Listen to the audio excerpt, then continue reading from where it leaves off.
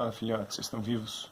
No vídeo de agora nós vamos falar um pouquinho sobre os sistemas partidários, as regras do jogo democrático, sobre as elites, os sindicatos, o direito de greve e também sobre as origens do movimento operário.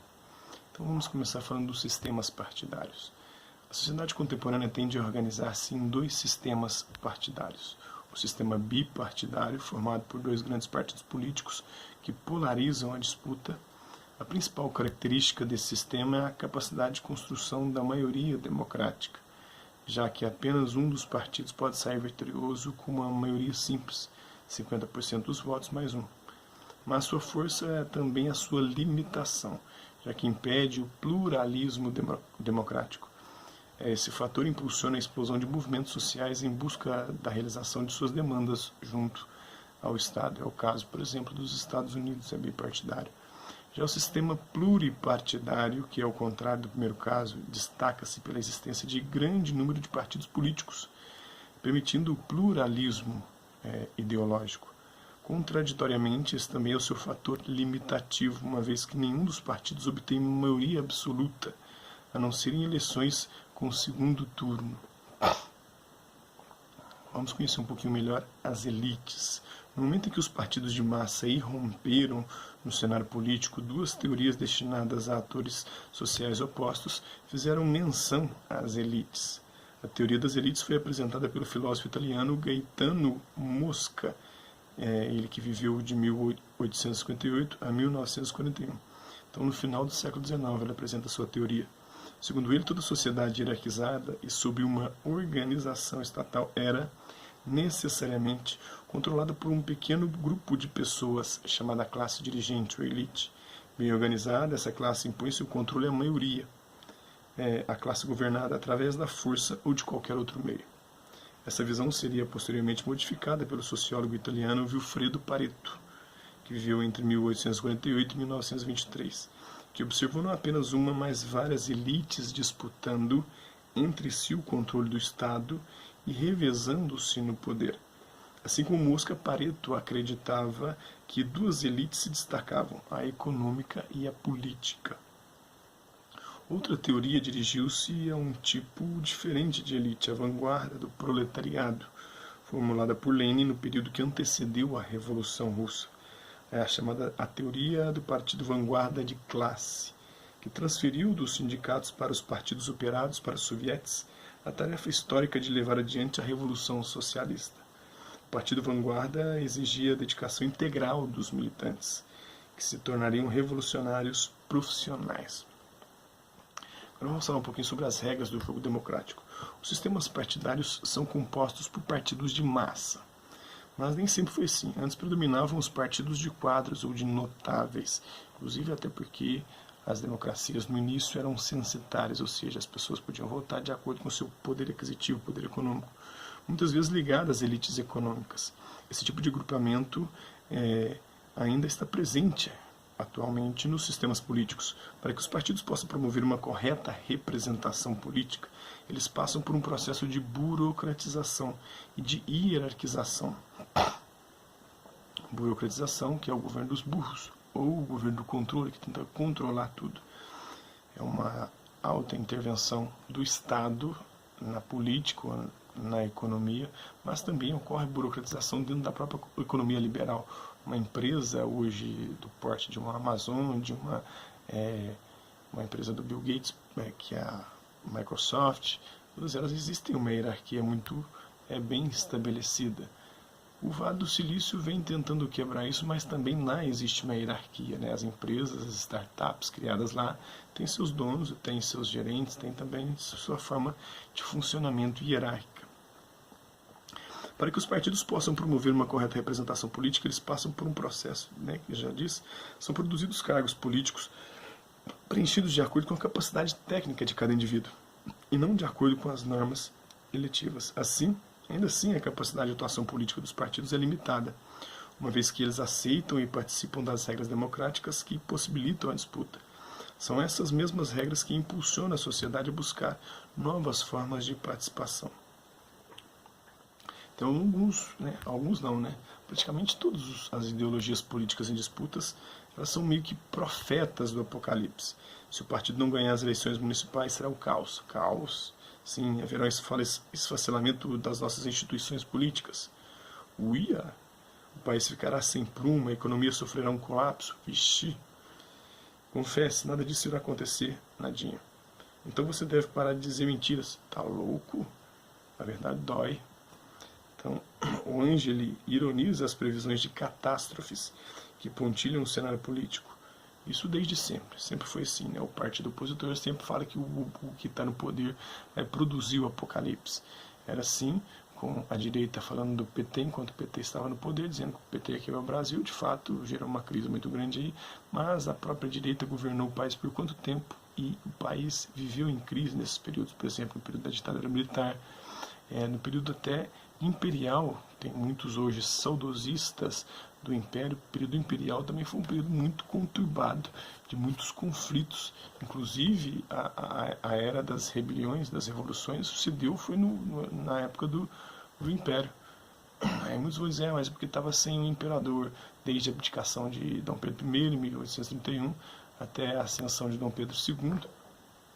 Isso aí acabou comprometendo e ajudando na eclosão das rebeliões país afora, Sabinada, Balaiada, a Revolução Farroupilha e tantas outras revoluções mesmo, né? Tantas outras rebeliões e tantos outros movimentos sociais. Mas nem o republicano também conseguiu. A política do café com leite, que era uma política um tanto quanto conservadora, para preservar privilégios. O coronelismo, também uma política conservadora. O getulismo foi um nacionalismo, mas com aspectos de direita também, alguns quesitos, principalmente no campo da moral. Então, a gente pode encontrar aí as ideologias se mesclando no poder e mesmo assim os problemas persistindo. E sempre o partido de oposição falando que o da situação, o que está no poder, vai provocar ou irá provocar o apocalipse. Vamos falar agora dos sindicatos. A origem dos sindicatos também está associada às disputas pela democratização do Estado liberal, em fins do século XIX. No entanto, a organização e a área de atuação deles diferem da dos partidos políticos tradicionais. Os sindicatos são estruturas corporativistas e profissionalizantes, formados por categorias de trabalhadores. Surgem para organizar as pressões junto à classe patronal, junto aos patrões. O principal instrumento de pressão é a greve, ou era a greve, porque a greve tem perdido cada vez mais poder de mobilização ou de transformação, com exceção das greves de serviços essenciais, como a greve dos caminhoneiros, uma greve de médicos e outros serviços de transporte público. São greves aí que causam um certo transtorno social ainda muito grande e, por conta disso, acabam sendo atendidas as suas reivindicações de forma mais rápida. A de professores está cada vez mais banalizada, que é a minha classe, né? Que paralisa a produção e a prestação de serviços. Outras formas de pressão correspondem à greve branca, na qual os operários reduzem o ritmo de trabalho, ou o operariado reduz o ritmo de trabalho. Os piquetes, as assembleias, a produção e a distribuição de jornais e de panfletos, além das passeatas, também fazem parte desse arsenal de atuação dos movimentos operários dos sindicatos. Apesar de hierarquizada, a estrutura do sindicato obedece aos princípios democráticos. Os operários podem organizar chapas para concorrer ao controle do sindicato e, pelo voto direto, elegem os seus dirigentes, o que legitima a representação. O direito de greve. Na busca de seus interesses, os grupos sindicais acabam afetando a sociedade civil, quando greves de categorias específicas prejudicam parcelas consideráveis da população. É o caso das paralisações nos setores de transportes, de segurança dos policiais que promoveu o caos no Espírito Santo, né? Ou mesmo de saúde, de médico, que pessoas podem morrer nas filas dos hospitais, o que levanta a discussão da legitimidade do direito de greve. Será que é legítimo? Para os defensores do direito restrito à greve, a sociedade civil deve entender que certos sacrifícios são necessários para a maior democratização da vida social. Será? Será que uma vida vale essas pressões? É complicado. É complicado defender isso. É bem tenso. Além disso, impedir o movimento grevista implica barrar a livre expressão das vontades dos indivíduos que participam do movimento. Ao contrário, para os detratores dessa tática, ao utilizar o direito de greve em serviços sociais essenciais, o movimento sindical atinge os direitos dos demais cidadãos. o direito de ir e vir, o direito de locomoção, o direito à saúde, o direito à própria vida e o direito à sua propriedade. Então isso aí, né, é motivo de interferência do Estado nas disputas sindicais para poder controlar e não deixar com que serviços essenciais afetem de forma trágica a sociedade, né? Então o movimento sindical atinge os direitos dos demais cidadãos, né? Essa intervenção também limita a atuação do sindicato. A existência dele implica a sua gradativa incorporação pelo sistema, necessária para que adquira a legitimidade, mas a partir do momento em que ele se institucionaliza, ele acaba por se corromper. Assim foi com todos os movimentos sociais ao longo da história. Sempre quando eles se institucionalizaram, se burocratizaram, eles também se corromperam. O próprio cristianismo, que nasce como um movimento espontâneo, de uma religiosidade bastante fervorosa e também bastante solidária, humilde, vai se tornando cada vez mais prepotente, mais corrupto, a partir do momento em que se hierarquiza e se estrutura a instituição da Igreja Católica, né?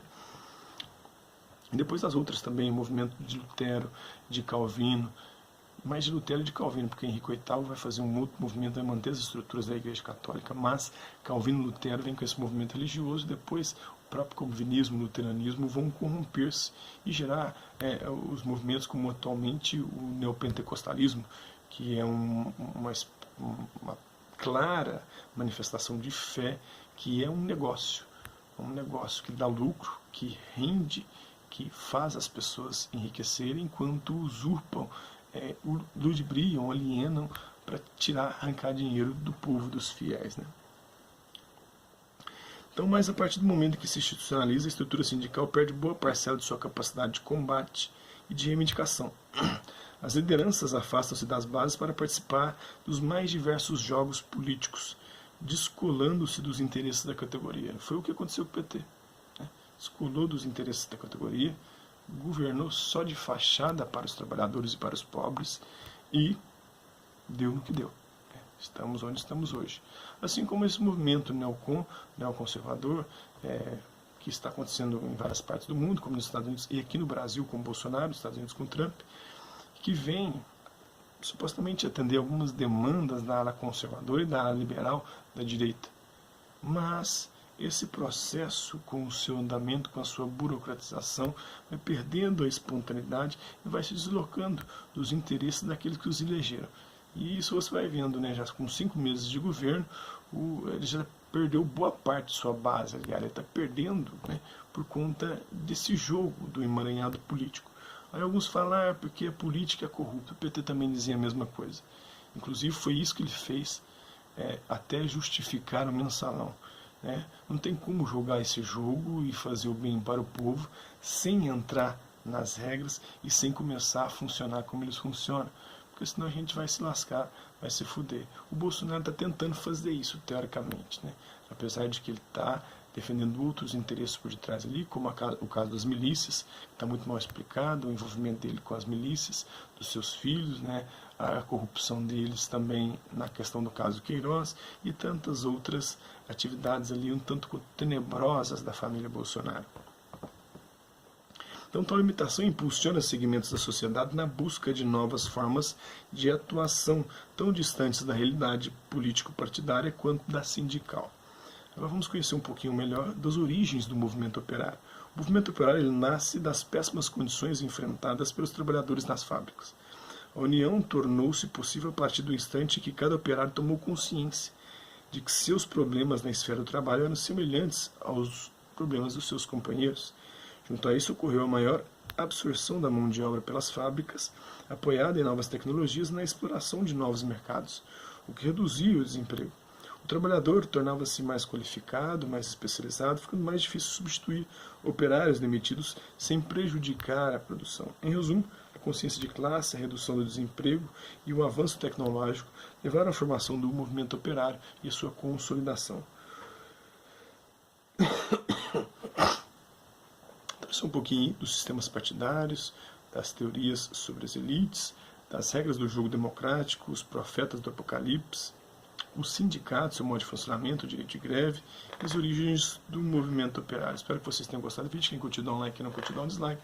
Quem se interessar pelo conteúdo do canal, só se inscrever, ativar o sininho e guardar os próximos vídeos, as próximas notificações.